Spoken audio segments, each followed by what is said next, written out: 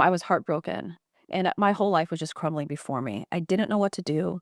Again, didn't feel like I had anybody to talk to. My hair started to fall out.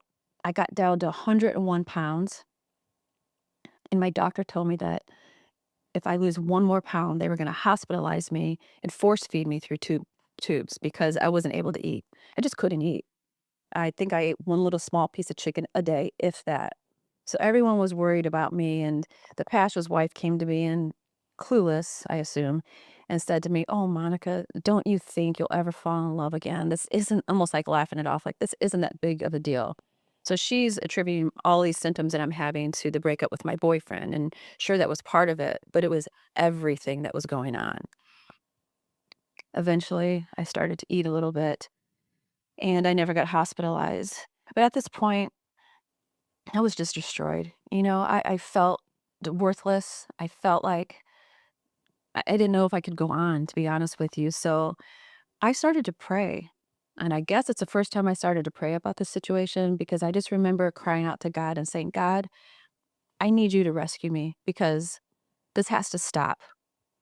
And I think by then I had graduated from high school, and I would just lay in bed at night and pray, "God, rescue me because I don't know what to do." And one night when I was in my bedroom, I remember where I was laying in my bed, my covers up to here.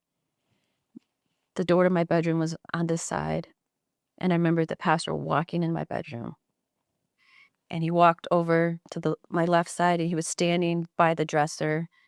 Um, I assumed doing something to himself sexually. I mean, something was going on. It was dark in the room, but I could see he was over there, and I was just laying in my bed, and the next thing that happened was the pastor's wife came bursting through the door. So I don't know if she was catching on to I have no idea. I don't know if she watched him walk downstairs, I'm not sure, but the moment that she walked into the door, I was shocked. I was elated, actually, because I felt like, "Oh my gosh, she gets to see firsthand what's going on." But then I also was very fearful because 'cause I'm like, "Oh my gosh, what happens now?"